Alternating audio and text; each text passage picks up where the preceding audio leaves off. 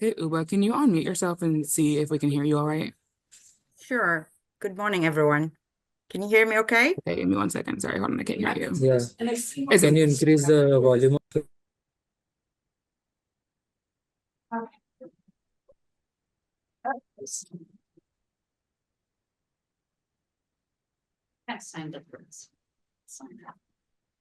Well, I didn't sign up Yeah, there. Will you try one more time? Sorry. For the readings, like, they can use it, but they have to. Ubah, will you try one more time so we can see if we can hear you? Yeah, sure. Yeah. Good morning, Oh, everyone. okay, it's not. Can you you hear me can, okay? right? So I'll call the AV. Okay, all right. Alexis, you can hear me okay? Here we go. They're gonna come try and fix it real quick. Hi. Oh. Oh wait, no, Thank you for I can signing hear. in. Can you hear me now? That's a good example that I heard. I'm sorry if you reach out and share, and that's in my language. Like in years past, every room had a little like coffee urn in the back. And I don't need any more caffeine at this stage in the day, but I would go for some decaf just for the warmth. Yeah.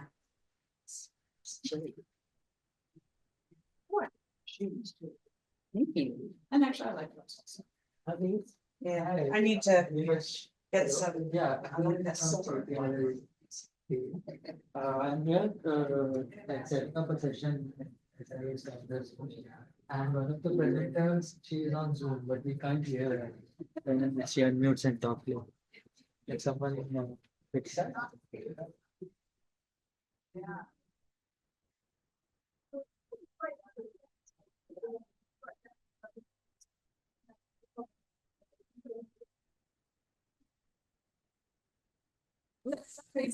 So The video?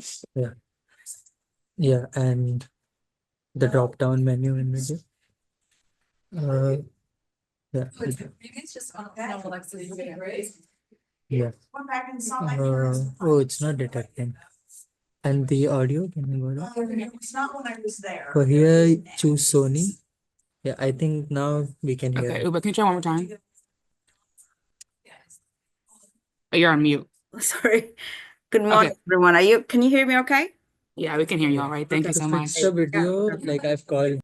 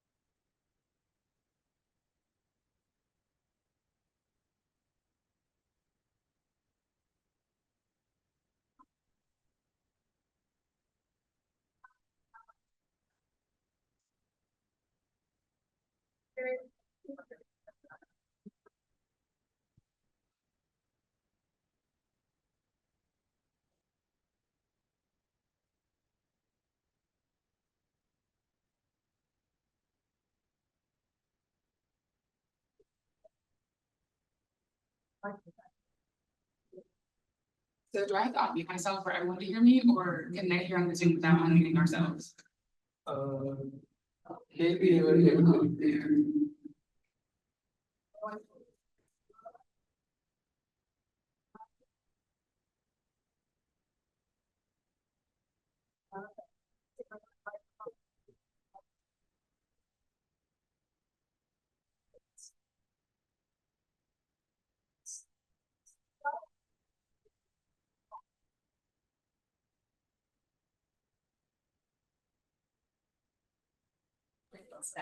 I think this is the one that's Can everyone hear okay in the Zoom room?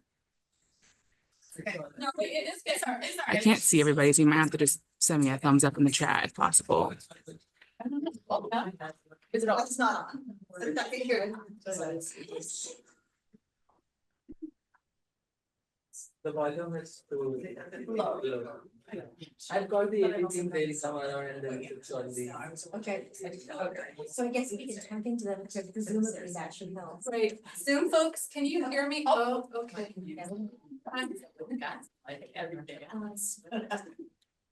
Okay.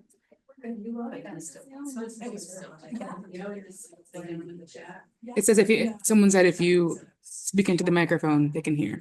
Everybody can hear me on Zoom. Fantastic. Okay, let's get started. I think we're waiting for some AV support on a few things. Can everybody hear me in the room okay? And I think everyone on Zoom can hear me okay. If not, jump into the chat and let us know. I'll like move closer to something in this room that looks like a speaker. We're a little late getting started, but I want to go quickly through a kind of introduction. I'm mostly here to be a kind of moderator and ask some good questions of my colleagues who are listed here. They can tell you more about themselves. I want to ask them to do that before they share some of their answers to my millions of questions. I think I'm Alison Thomas. I'm the Assistant Dean for Academic Integrity. I lead the Office of Academic Integrity, which does things like support faculty, students, and staff, and also manage the process of adjudication when academic integrity issues come up.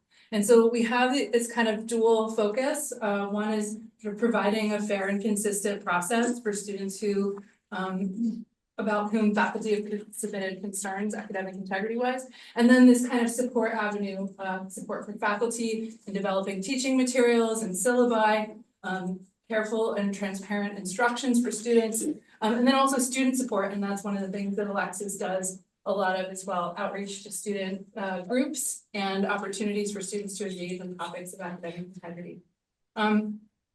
So Stina and Amanda are here in person. Ubah is joining us through Zoom, and I'll ask you all to introduce yourself quickly before I start asking you questions. First, Alexis, you can go to the next slide, please. There we are.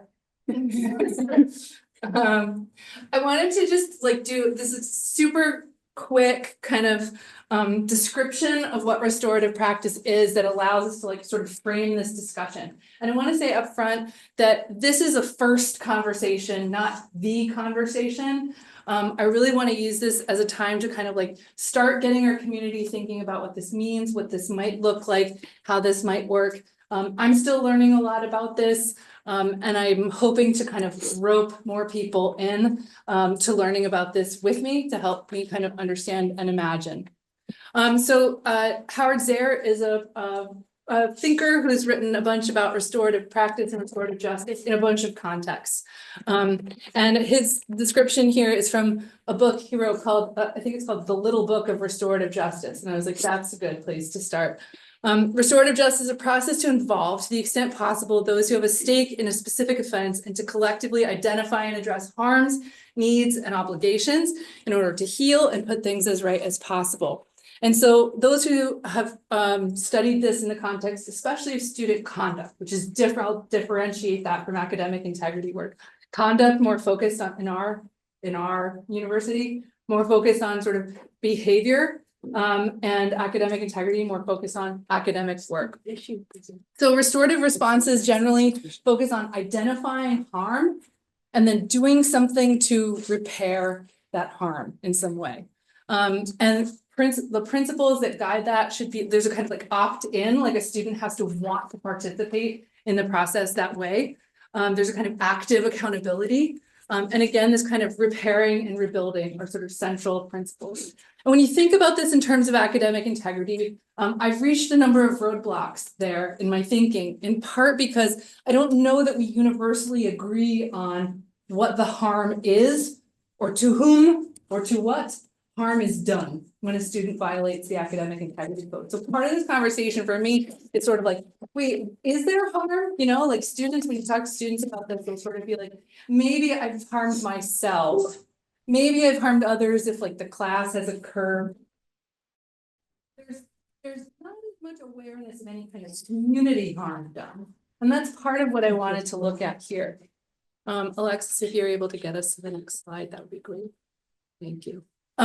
So this is kind of the way that I've broken this down. In order to repair something, it has to exist. So it's kind of like what in rebuilding, or what kind of thing is what would have to be rebuilt on the other side of an academic integrity violation. So there's this kind of before component, right? Like we're exist yet. It's very much a work in progress. So the before element of like, we're building something together here as a community. And then there's this like during, ooh, a student has been accused of violating the code. There's the process. There's this kind of during that process need for transparency and opportunity for participation. And then there's the kind of aftermath of an adjudication process, whether that's the student has been found to have violated the code. What does that mean? How does a student restore kind of their sense of their academic self, their place in the academic community, and even rebuilding kind of like their academic progress, or like their standing, and even a rebuilding of like skills, right? Sometimes these processes suss out a need a student has to learn more, to practice more in a certain area. So that's kind of like the super, and I want to also shout out OSARP, which used to be called the Office of Student Conduct, has been renamed in the past, I think, 2 years, the Office of Student Accountability and Restorative Practice.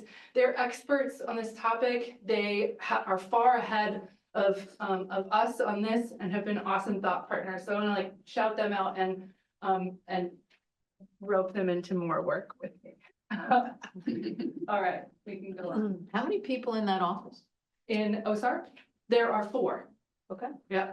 Didn't know it existed. And it's a lot of, I mean, the work that they do is really fascinating. I feel like we could do a really cool, I'd really like to hear them talk about that process.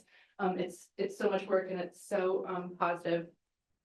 Okay, so Stina is the first person I'm going to interrogate, because I see Stina in her work as part of the kind of building process. So Stina, do you want to take a minute to kind of introduce yourself, and then I'll formally ask you the questions. Sure. Oh yeah, here you go. I also think our camera is only showing that part of the room. So if so you do I want have to to stand go? over there, you can, but. Yeah, just a heads that's a up. good idea for the people on For the the, people online. on yeah. Zoom. Yeah. Having been there.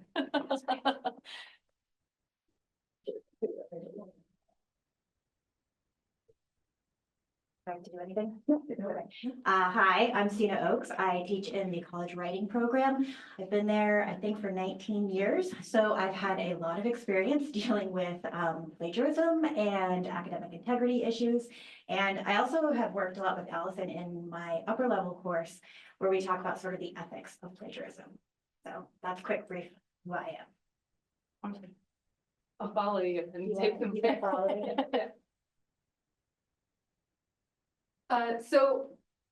Stina, the first, I'll read both of the questions and then kind of turn it to you, and you can decide sort of what you want to address in what order. But like I said, I think of Stina as part of this sort of like building a culture of integrity. And so I was hoping I could get you to talk a little bit about some of the things you do in your own classroom to sort of build a culture of academic integrity. There's a little bit of defining in there, right? Like, what does culture of academic integrity look like in a classroom? And then sort of how do you build it? And obviously there's a kind of teaching component to building when it comes to the classroom, right? So like, how do you teach about this topic, and how do you relate it to kind of bigger picture university culture of academic integrity? And I feel like I visited a number of Stina's classes, and that's part of why she was one of the first people I thought of when I was thinking about like, how do we in a classroom start this process of building? So thanks. So in terms of building this, I would say I started on day 1, actually. And the way that I approach this is not a one and done. This is something that you have to work on the entire semester with every single assignment. So one of the things I've started doing is day 1, I ask my students, why do you think you're in here if a computer can do the work for you? Start off obviously, right? And I think that works to sort of get them thinking about what their role is. By the end of that first class, my goal is to get them to realize that I want to hear what they have to say, not what the computer has to say. I spend a lot of time talking about why I do what I do, so that they understand my position. So that's sort of how it begins on day one.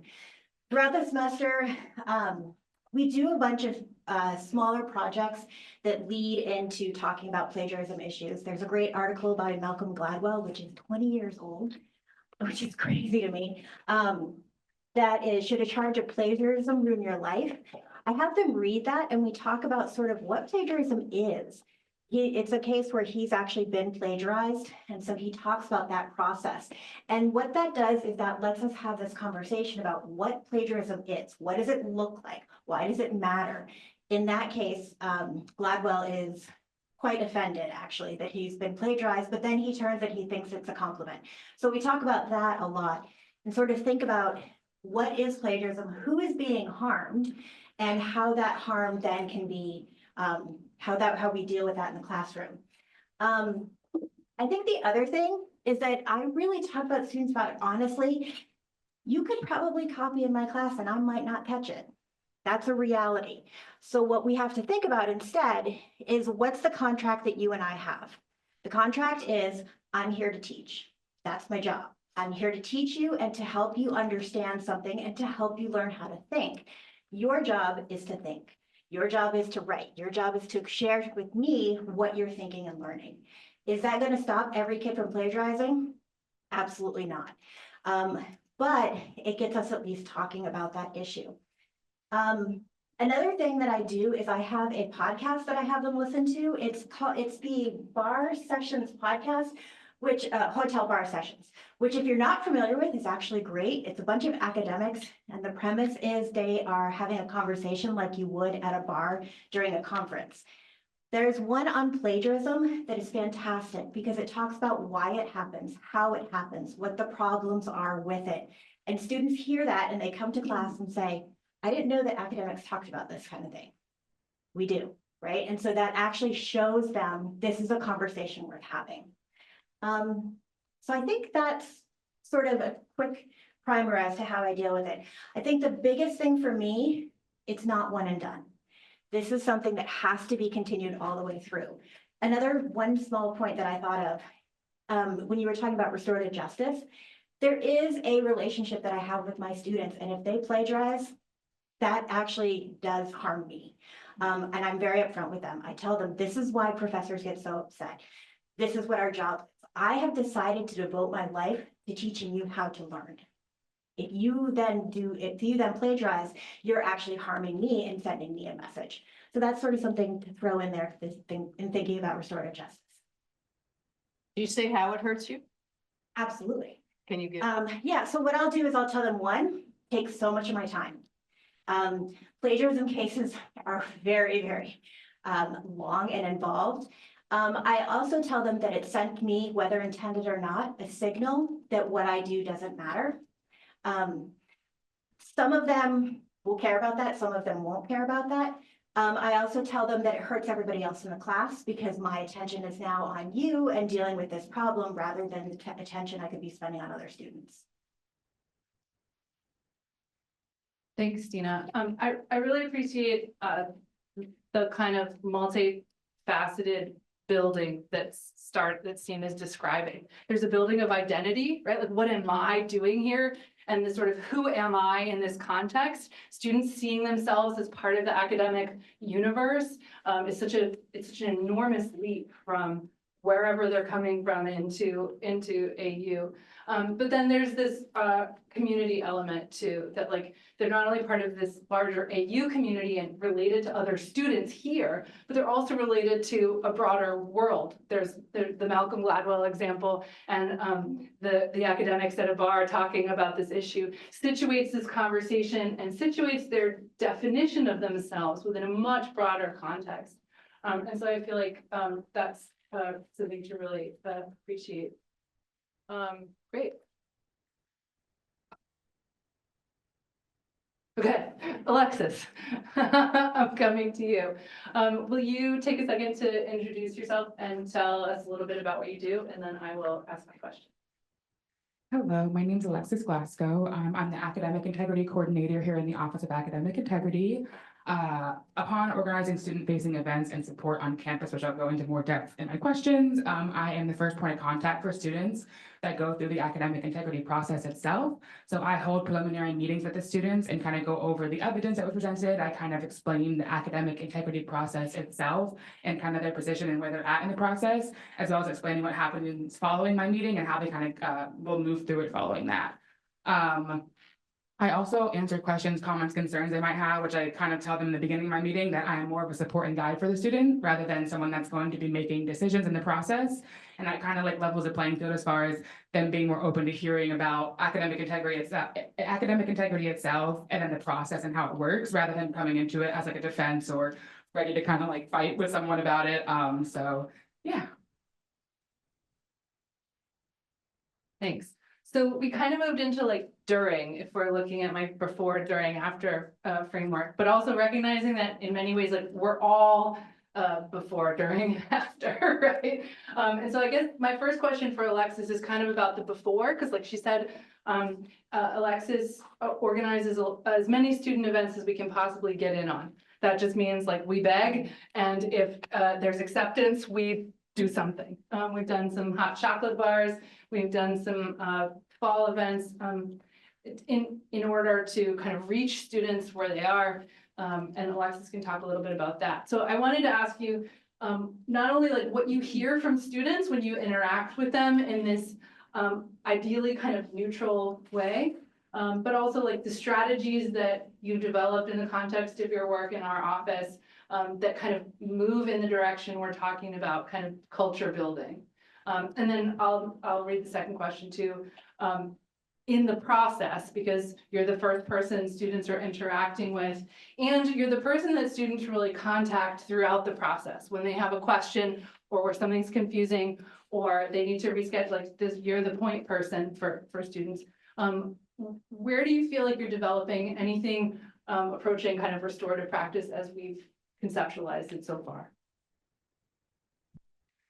Yeah, so to start, we have definitely done quite a handful of tabling events. We can't obviously handle the whole campus, so we tried to target first-year students because in my eyes, I think that it's the perfect area to kind of mitigate any potential academic integrity concerns that might come up in their first year as they're transitioning into higher education and that kind of stuff. So we've done 4 tabling events, I would say. We go out there. In the beginning, I didn't really know how to approach it with students because I wasn't sure how they were feeling about academic integrity as a whole. So I think I just generally asked, what are you talking about surrounding academic integrity in your classes? And I didn't really have a pinpoint example or question to ask them. And they were just kind of like, we're not cheating, they're telling me not to cheat, I'm not going to. And I was like, that's great at first, right? And then as I did my meetings and kind of heard more about like why they were in the office, how they got to that point, I kind of used like I was taking notes on those meetings, and then I would bring it to the tabling and be like, have you worked on a group project together? And then I would give a more specific example about how like that could potentially be a concern in the future and like how they're like what kind of practices are you implementing whenever you're going to classes that are like good practices versus ones that could be potentially bad.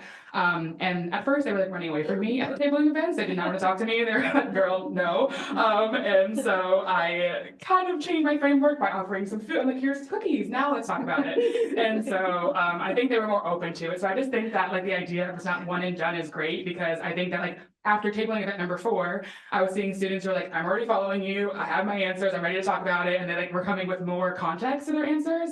And they wanted to talk to us. So I feel like in the beginning, they were just like waiting for the food and like trying to like avoid eye contact. And then after 4 times later, they're like waiting to talk to us before they even get the food. And they might like leave before they even get it, which is great. So I think that they're more encouraged to talk about it whenever it's a more kind of normalized topic outside of the classroom as well. So I think like around that idea, it's like the idea of embracing the academic integrity code, which is not an easy idea to tell students to do. I think a lot of them think that they know the code and they understand how to cite and that like they would never end up in our office. But then it turns out that sometimes they're reading the code for the first time before my meeting with them. So in that meeting, I can kind of go over like, oh yeah, you probably didn't realize this is a specific concern. If you didn't, now we can talk about it in my meeting. Moving on to the second question about how we're developing restorative practice approaches throughout the academic integrity process itself. So I think my role being the first person in it, in itself is restorative as it, again, I say that I'm like a support and guide to our students. So it kind of allows them the chance to kind of ask any questions they probably wouldn't want to ask. They always say like off the record, and I'm like, there's no record here. But okay. And so I'm like, off the record, here's my advice to you. And so, you know, I just kind of have a conversation about how did you get here? How could you have not gotten here? And I feel like most of my job, well, not most, half of it has turned into more of like a mending relationships kind of perspective where I'm like, what needs to be mended here? It seems like it could be like the student with themselves, because sometimes they come to my meetings and they're like, I feel like a bad person, my professor's gonna hate me now, like my parents are mad at me, how do I proceed in this university? I want to leave and all that kind of stuff. And I'm like, okay, so we have this area to focus on now. It's like mending the relationship between themselves and their like academics, I guess, maybe. And how like they might not feel confident moving forward because they think that like they can't do it themselves after this incident happens. And so it's kind of taking the approach of like, how can I help you before you leave this 15-20 minute meeting, which is a lot to do, I think, sometimes. Yeah, so I think overall, just I try and find areas where I can help them throughout the process. And sometimes I'll always tell them to connect with their academic advisor, which of course we'll hear from a few after this, and just talk to them about what's happening and make sure that they're going to be set up for success after they leave my meeting, and that they're not going to leave feeling like more distraught than they were before the process or before my meeting with them. So usually I feel like they feel encouraged to reach out to some support afterwards. I feel like they feel more aware of how to move forward in their other classes. I think they sometimes accept that like they have made a mistake, or they sometimes come forward and say like, this is what I did, how can I do better moving forward? And I kind of have that conversation. But overall, I'm pretty much open to whatever area they want to talk through in my meeting and afterwards. And I make that very known that they can reach out to me after the process is over as well. And I'm always here for them regardless. So I just think it kind of frames academic integrity more in a positive approach rather than a punitive or like, don't do it again or else approach. And that's kind of, I think, helpful for students. So sorry for all those words, but. That's great. I think that gets at this sort of like helping students recognize the ecosystem. Honestly, Alexis is always the person who, if she doesn't know what it, like where to send a student, she does the work to figure it out and then starts building those connections. So, I mean, we touch almost every office on this campus: financial aid, academic support and access, the counseling center, the dean of students office, first-year advising, all advising, faculty, student groups. I mean, we're kind of even like public safety. I mean, like the offices that we end up touching are extensive. And so Alexis has been pretty tireless in kind of making sure that students aren't left like with a phone number that rings to nowhere, right? Because that definitely can be a frustrating part of the process as well. Thanks, Alexis. So, Yeah. oh, yeah, I was wondering if, Alexis, you had any strategies or tips for professors who may be in the process of like mending a relationship with a student? Post violation, you mean? Yeah. Yeah. The question was about Alexis's strategies and advice for mending relationships with students by faculty. Yes. Yeah, so I would say just, again, like normalizing that this is not something that happens just like to you as a student. So I usually tell them in my meeting, because they'll usually ask like, what do I do if I go back to this class? Like they're going to judge me, they're going to grade me more harshly because of this. And I'm just like, the word neutrality is a word I use all the time, because like we're all neutral in this. It's not that someone's trying to get paid back to you, and by like submitting you to our office, we're not getting paid back, that kind of thing. So I just think reinforcing the idea that it's not like, maybe it's more like a learning opportunity than it is a punitive approach at trying to like tell them about them. What's a better way I can say this? It's not like punitive, it's more a positive outlook. And I don't think that they often see that in the moment, and then they might not see that as you say it, but I think that at the end, they really do take it as a learning opportunity, and they do approach their classes differently. And so I feel like just like not avoiding it, because I think I hear a lot of students being like, they turn their back to me whenever they ask me, whenever I ask a question, and they read into body language, they read into tone way more after they're involved in the process from the professor, because I think it's like personal, and I really have to encourage them to like not see it as in that way. And I would say like, this is like, it's a two-part process. You're here for the goal of doing 100% your work all the time, and they expect that of you whenever we came here. And so like, I think they feel a little bit that they've disrespected the professor. And I think that's a good feeling for them to feel in this case, because it, you know, kind of reinforces the idea that like I should be focusing more on practicing these approaches better. I don't know if that directly helps, but Yeah. just having a conversation, I guess, about it. Can I ask another question, or do you want them later? Is it for Alexis specifically? Yes, Alexis, to follow up on that. Yeah, great. So I love the new process in AU where we hand it over to you and it's the faculty members out of the process. But then the question is, how do we get back into the process, particularly to mend that relationship? So the student doesn't just live, which is one of your points I had never thought of, which is their shame, and they have to create the relationship with themselves.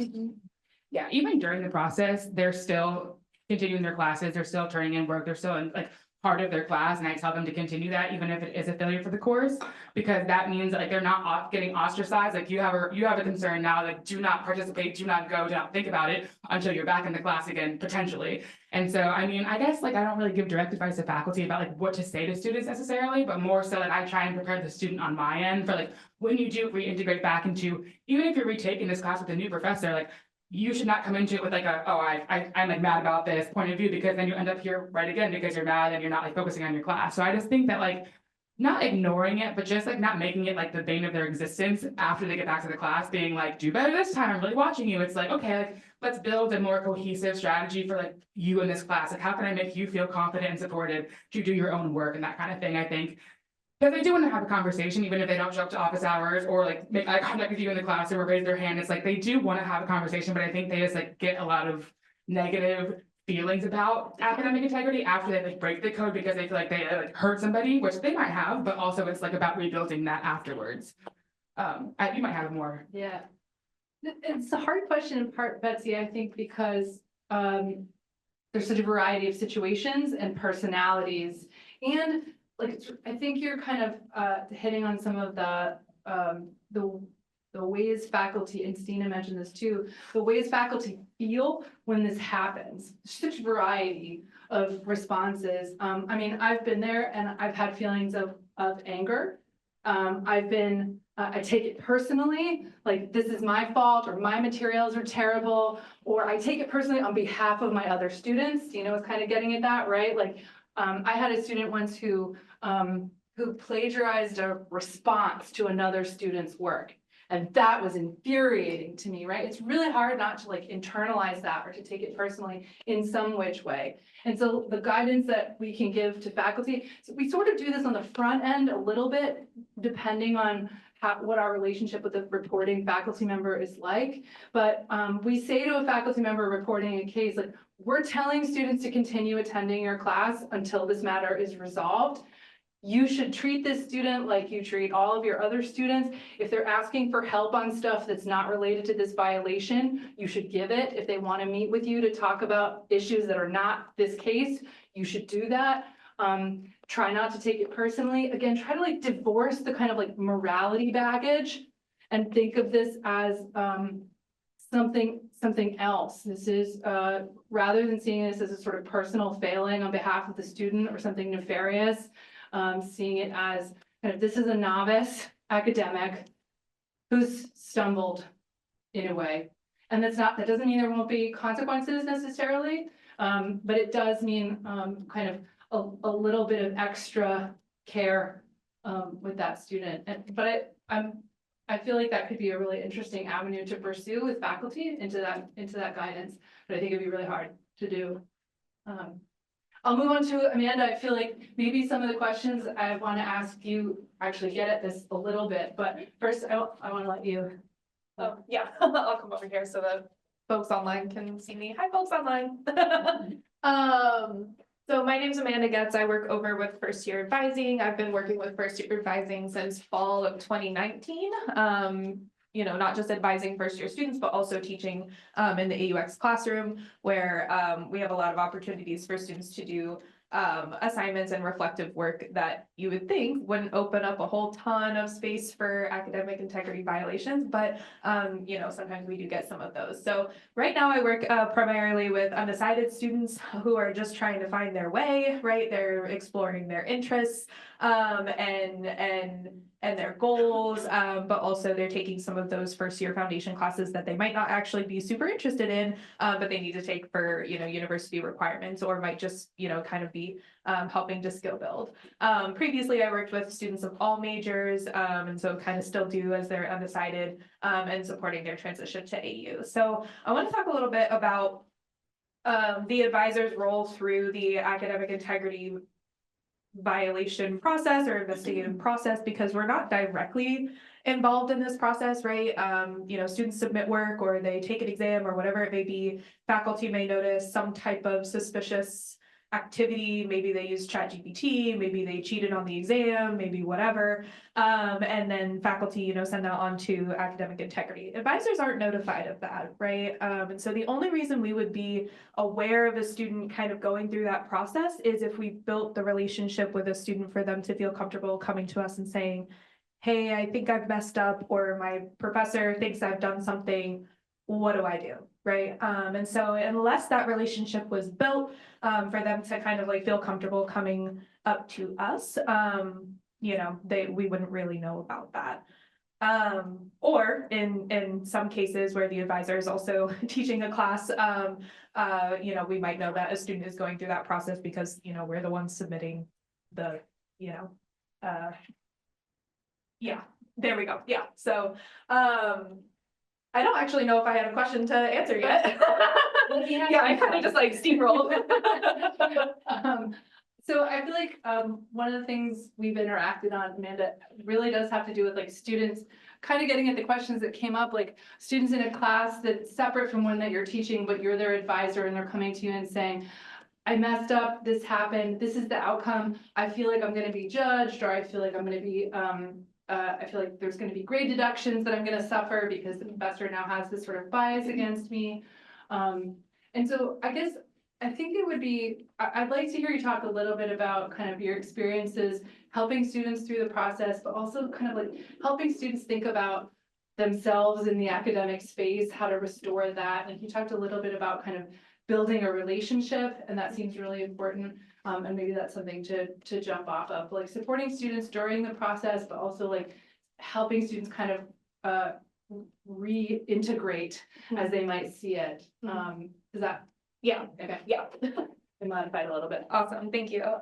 So I think in first year advising for the last, well, since first year advising was created, we've had a very unique opportunity to have students in the AUX classroom, so our first year seminar class, as advisors, and to be able to kind of like start creating a little bit more of that culture of here's policies that you should know about, here's how, you know, academic integrity works in our classroom, here's what you can and can't do, but also, you know, pay really close attention to what your other faculty are saying in their syllabi about what you can and can't do, right? What happens in what the rules are and the norms are in our space might be a little different than elsewhere. So, so for the past few years, we've had that opportunity. Moving forward, we're going to have a little bit after this year, we're having a different approach to advising where the goal is for advisors to have smaller caseloads, but the advisors won't be teaching that AUX classroom or in that AUX space anymore.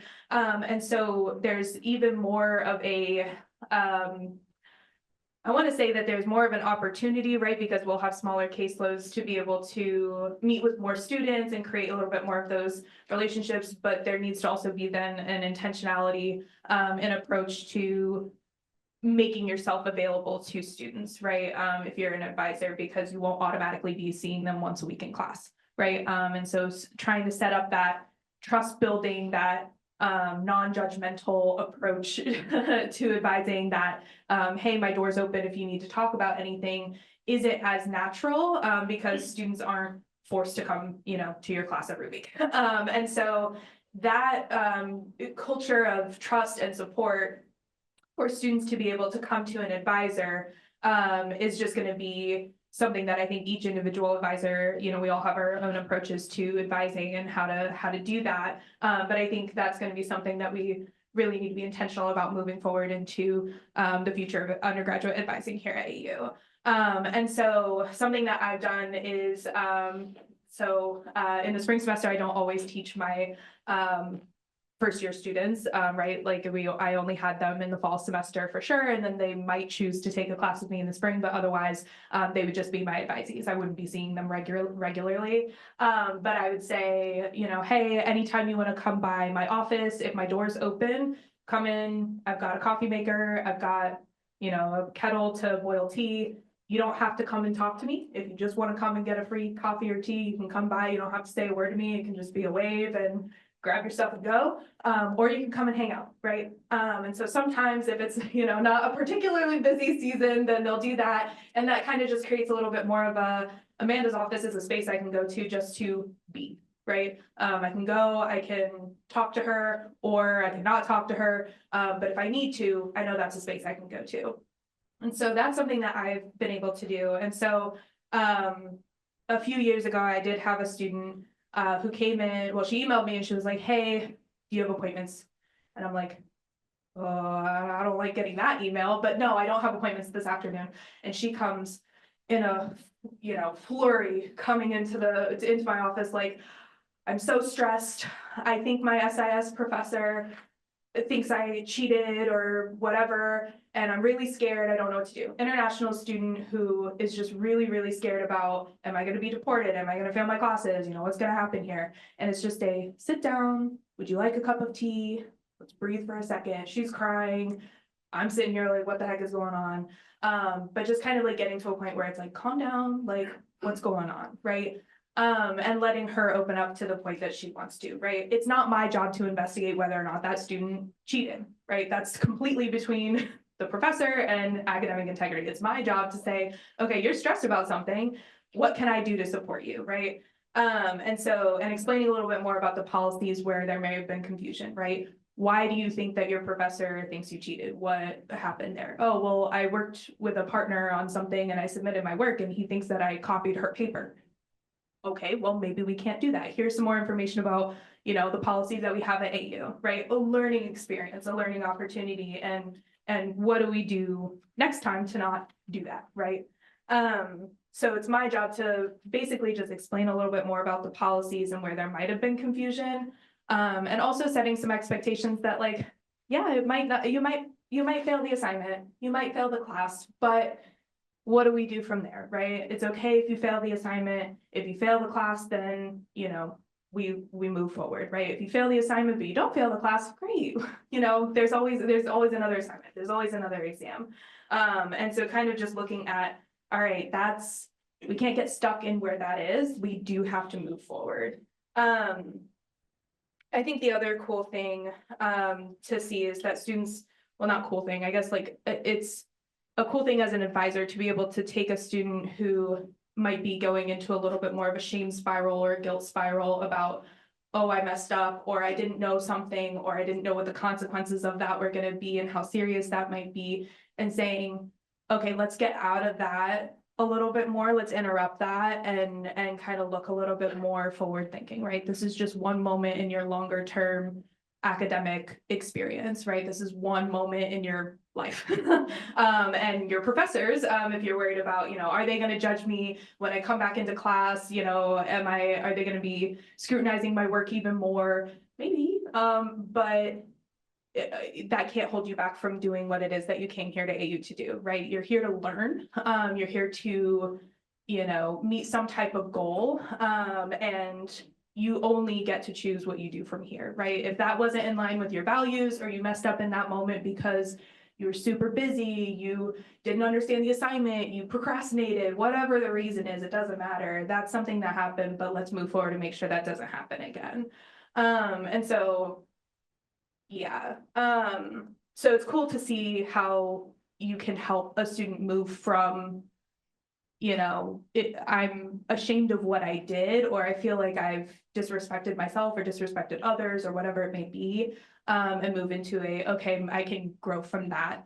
It's also cool to see that students can also go and share that experience with other people, right? You know, they're going back to their friends saying, I'm really scared about this thing. And then, you know, hopefully that kind of creates larger picture, a culture at AU to say, okay, well, I talked to my advisor about that thing. She was really helpful about it. If you are experiencing that too, then you should go to your advisor, or, you know, find kind of like a safe person to go and talk to.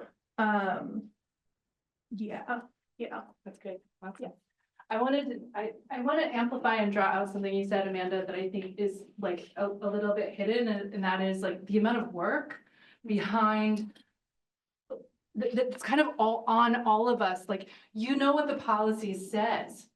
Like, that takes work, because you probably read it and you have questions, or how to apply it, or how to think about it, or how to put it in a context. And like, our office has spent a lot of time working with first year advising, working with advising teams in different units, and Ubah can speak to this also. But it is work to sort of like learn, what is this process, learn what does this thing say. These codes are not the same at every university. I still see faculty who refer to American University's honor code. It's not called that. It's deliberately not called that, right? And so it's kind of like, it takes a lot to educate a community, and it takes a lot of investment from the people and to provide the kind of support that comes from knowledge, right? Like, there's the emotional and kind of affective support you're describing, which I think is really important, but also the support that comes from like a person who knows the basics of the thing, right? That being that kind of resource is really important. And I feel like advising teams across the university have worked really hard over the past like year or two to like familiarize themselves, to kind of like hang out with us, to join us.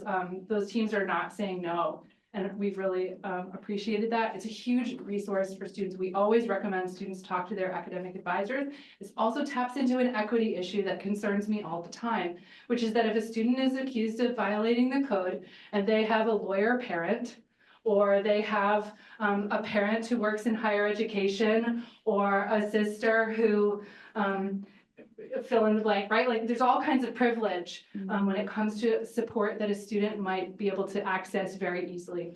And then there are other students who maybe this is their first time on a campus, or the first person in their family to go to college. They haven't experienced anything related to this. They don't know who to reach out to. They don't know that they can even reach out to someone, because it's a lot of information. It's a lot of stuff we're providing. And so I feel like right now, in terms of restorative practice, our advising teams are the system of support we feel like we most can rely on. So I want to like appreciate that and kind of recognize the amount of work that takes, and the amount of work for all of us, faculty, staff. Thanks, Amanda. So, oh yeah. I just want to point out that I think I hate the word silos, but they're so real. I think there's oftentimes kind of like a separation between like faculty and staff on, you know, what you can share or say. And I think that the past years working with specifically first year students, but just in general with students, that the more information and context I have for a student, the more helpful it is for me to be able to help that student. And so I think some of you asked a little bit more about like, you know, how can faculty help integrate students back into the classroom? I think it's okay to say like that decision-making was separate from me. You know, it's my duty to report a violation, but the decision was on someone else. I'm in control of what happens in our classroom and how you can learn from here. And if you want a safe person to go to, it can be me. Or if you don't feel comfortable with me because, you know, there's been like a little bit of a trust breakdown there, or you're not really sure of what our, you know, faculty student relationship is anymore, then, you know, talk to your advisor. And it's okay for you to also reach out to the advisor and say like, hey, I think this student might need just an additional, you know, branch of support extended to them. No context needed, you know, it's just like that's a heads up, like, hey, this student is kind of struggling in my class. Could you reach out to them and just provide some additional, you know, space for them to come to you as a safe person. And then, you know, we know to reach out to them and say like, hey, come check in with me. And then that opens up a door for us to be able to support from there. So it doesn't have to be so separated, right? There's a lot of opportunities to kind of bridge that gap and create a little bit more of that culture. Yeah. Okay, Ubah's joining us on Zoom. Ubah, if it's okay with you, I'll leave the slide up, and then maybe those of us in the room can hear your voice all around us. I'll ask you to take a minute to introduce yourself, and then I'll ask you the questions that I've got up on the slide. Sure. Thank you so much, Alison. My name is Ubah Aden. I am an academic advisor in School of International Service. I mainly advise sophomore students through seniors. So sophomores, juniors, and seniors. And basically, I work with them on academic planning, study abroad process, referring them to AU campus resources, and helping them with their academic and career development goals. With regards to how can advisors help restore students' sense of belonging post violation, I think there's 2 points of contact for advisors. It's when the initial violation happens and they get the email or they get the information that there is a violation. The sort of when they're in that shock mode, that they have sense of anxiety, the fact that they received the message, they feel fearful, guilty, shame, stress. That's the initial contact that we have with students, the first point of contact. And in that process, we advisors, we really make sure that we are accessible to students at that particular time, because sometimes this particular process creates a sense of urgency for students. They don't know what to do. They are trying to process the information. They have high level of anxiety and fear. So therefore, as an advisor, we try to accommodate them, even if it's a very busy season, and we try to be accessible and see them as soon as possible. So I think that will create a sense of belonging, because they feel like they have sense of connectivity. They have the advisors that they can go to and talk to, and they feel that they have a safe space, and they feel heard and listened to, and they can process the information that they received in those conversations. Also, us as advisors, we try to be empathetic to what they going through at that particular time. We understand it's very stressful for them. So we extend that sense of empathy to make them feel accepted and valued in that particular moment. Also, that gives us as advisors the opportunity to really find out what's going on with the student. Sometimes maybe it is a medical situation that they've been going through and they haven't quite talked about it. Maybe the medical situation is quite new. So we try to provide them resources. It might not help the violation that's on hand, but we try to make sure that if they need resources to address some ongoing issues, that we do refer them, whether it is to get their medical situation documented with Dean of Students. If there are other issues, refer them to academic coaching or academic support and so on and so forth, or counseling. So we try to understand the situation that the student is facing, so that we can give them the support that they need at that particular moment. And then lastly, to create that sense of belonging, we try to help them, encourage them while they're going through the AIC process, that they can get through. Once they actually start the hearing process and they have met with the Academic Integrity Office, and their situation starts to settle, because they really begin to understand that they have options. So I think collectively, all of these points, we hope that our students feel connected, that they feel accepted and valued, and that they're getting the assistance and the support that they need to feel a sense of belonging during this very difficult time for them. And then, in generally, advisors play a role in providing students the support during this time, and also investing in their success and sense of belonging.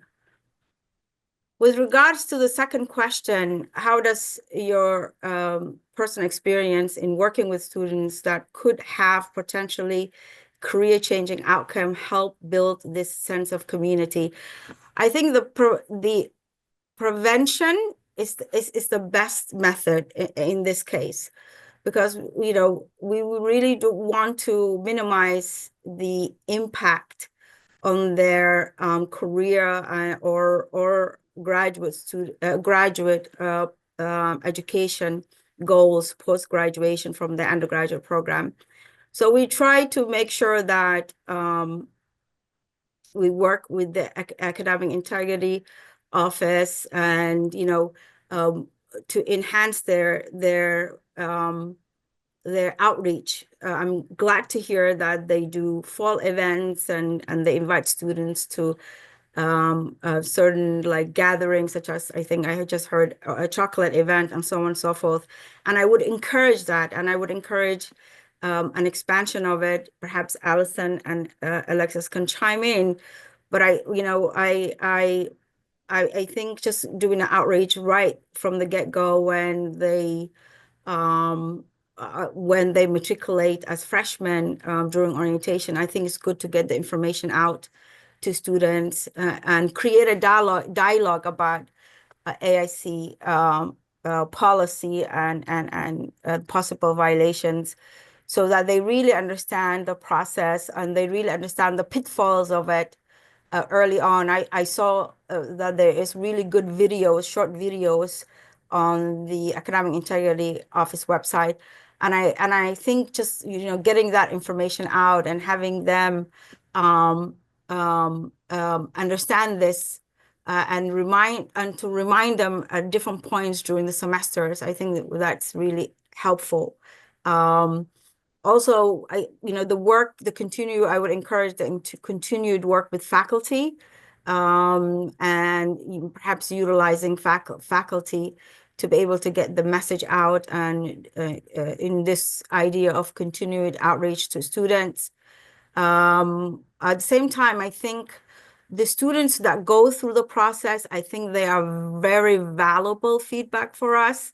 So if it doesn't exist, I would encourage that we get a feedback from students that have gone through the process that might inform the process to be able to make sure that we really minimize the number of AIC violations that the students experience, so that, because once the violation happens, it's really little that can be done that will impact probably if they want to, for example, go to law school or medical school, those application processes are going to require student conduct record confirmation from the undergraduate program. They would have to explain things in those senses. So I think prevention is the best medicine here, to be able to do the best that we can in terms of outreach in minimizing the AIC violations among students. Thanks, Ubah. I also want to highlight something about what you said in terms of some of the logistics. I feel like because you are working with students who maybe are later career, the consequences for those students generate even more anxiety than they might for a first student.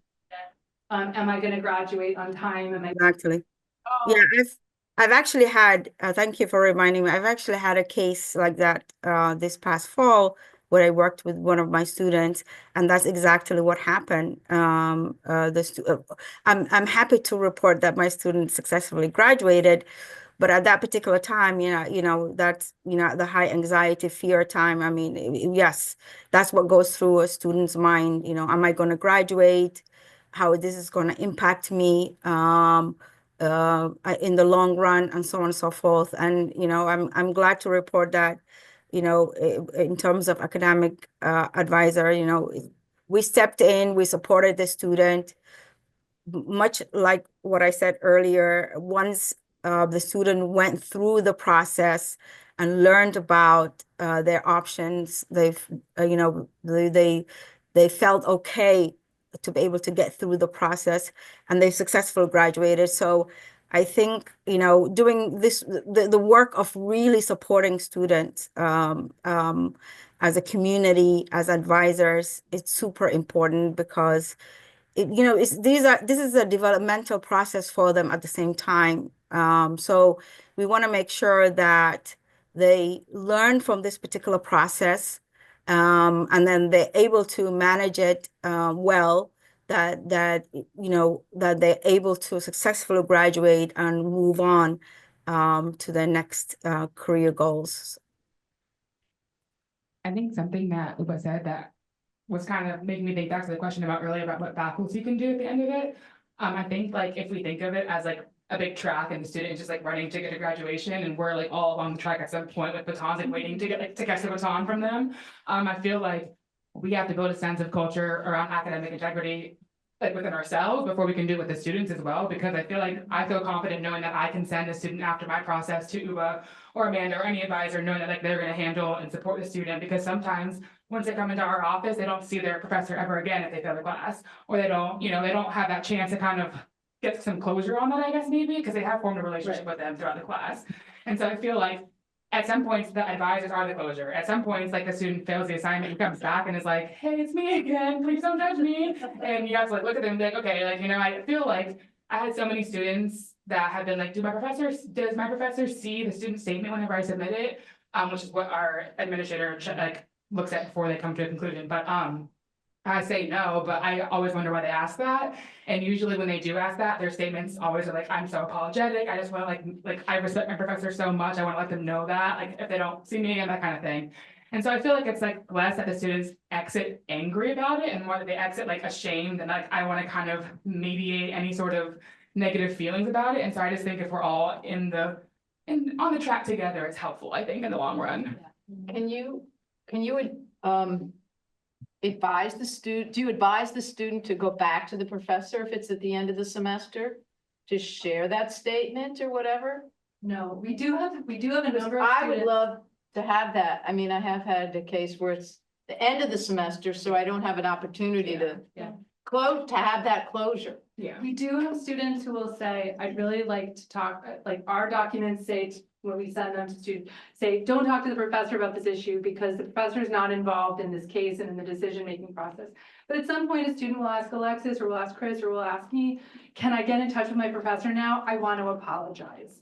And what I will say is like, yes, of course, know that the decision comes from our office only. A professor is not going to change anything about that outcome, but if you feel motivated to do that, you're welcome to. I also think there are a number of universities that are starting to like look at what this could be in practice, or some that are older than others. And so over the coming months, I want to continue this conversation about how that could be developed here, what that might look like, what feels right sort of for our community. And there's a whole range, and if you want to talk more about it, or you can email me. I have some sources that I can point you to. It is relatively new in applying this concept to academic integrity. It's a little bit older in terms of the application to student conduct, but the idea of how this might apply to academic integrity is, there's not a lot of examples. They're all so different because the communities are so different. So I actually have a somewhat flipped kind of question to a certain extent. So I want to give a little bit of context here. One of the things that we are noticing in the library is that our the students' use of our direct kind of consultative services, in which we are part of like coaching about how to do research, have been dropping precipitously. And we've done a bunch of assessment around that. And the biggest part is that students don't understand what they can get out of our services. And anecdotally, I can say, I had one instance in particular that just really stood out. It was a senior last semester, finally came in, was asking for help. And after I helped her, she was just kind of stunned and shocked. And she said, I had no idea I could do this. I thought it would be cheating.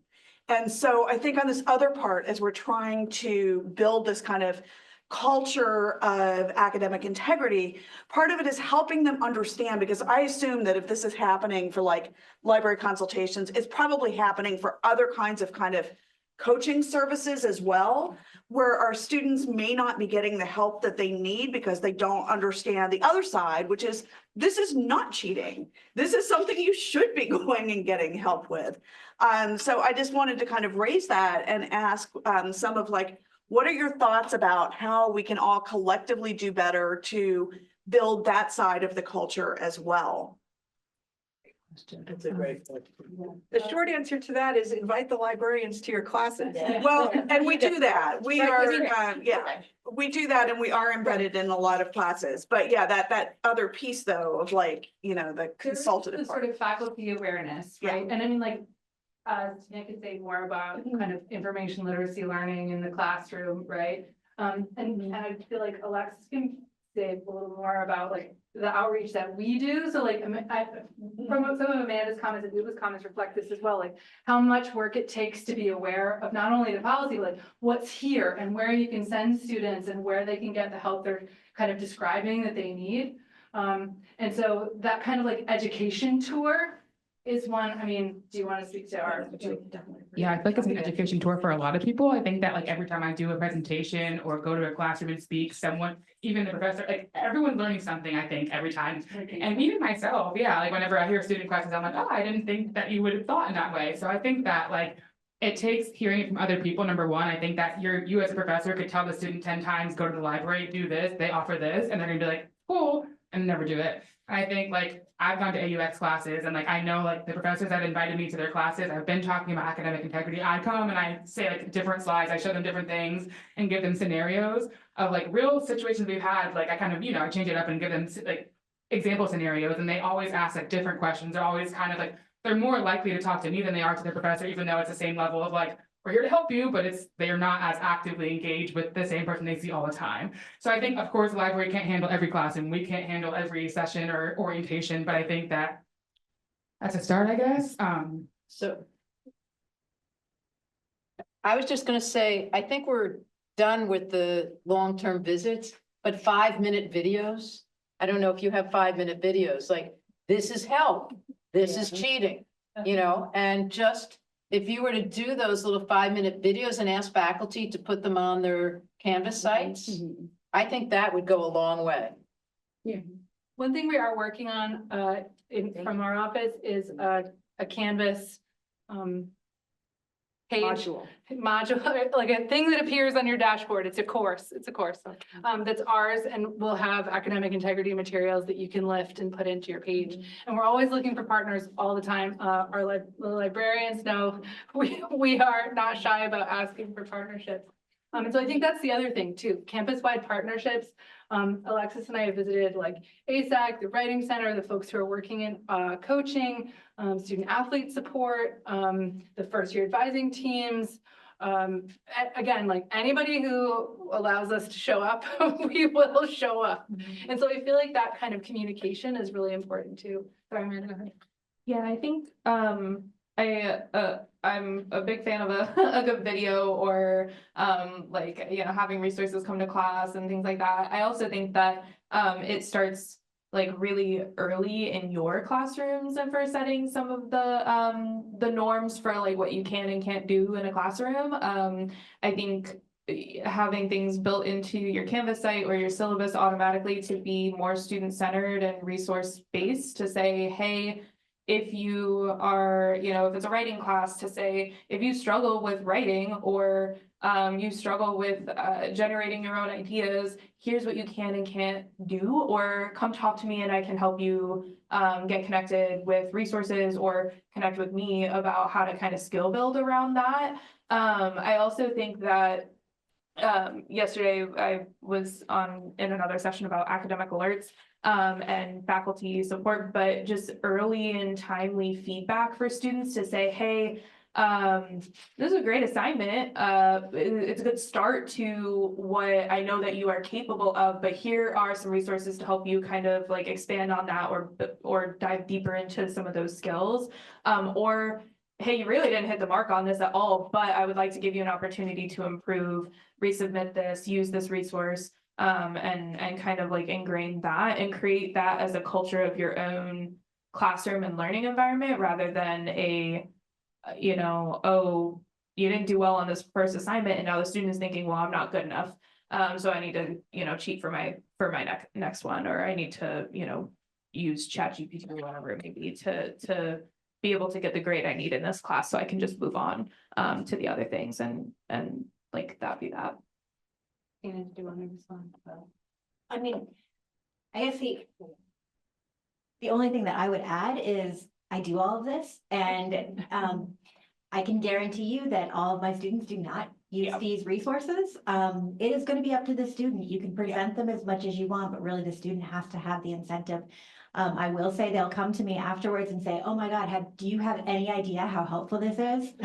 I do, right? And then other students also hear that. So that's really the only way to do it, but there's only honestly so much you can do.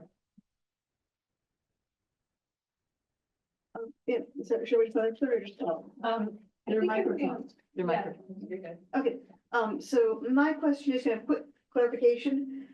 If something happens and I do submit an academic integrity code violation, does it, two-part question, one, does it go to the advisor?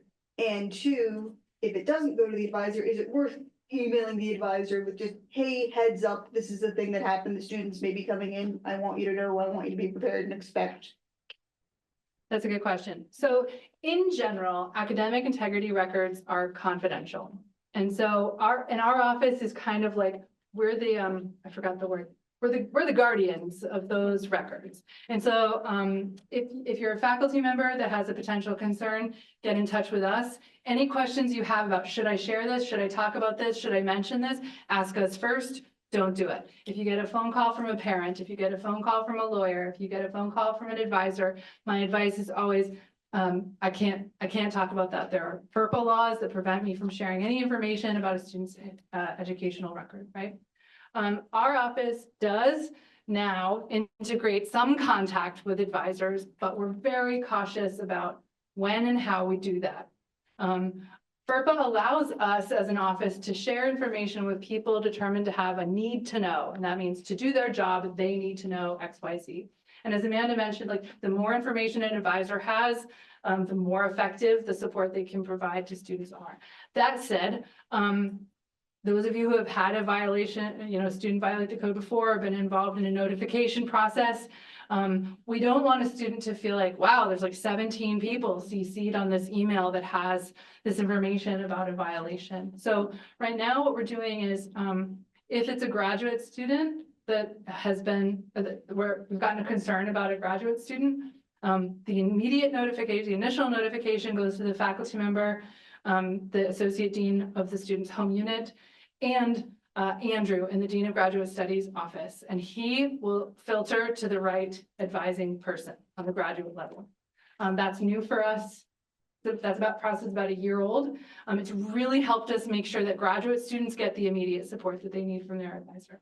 For undergraduate advising this fall, we started only on the resolution if a student is found to have violated the code and they fail the class because of it. We send a notification to the lead of the advising team. And that person decides who gets, like there's different models of advising around the university, but sending it to the lead makes sure that somebody knows it's happening, somebody's toggling it to the right place.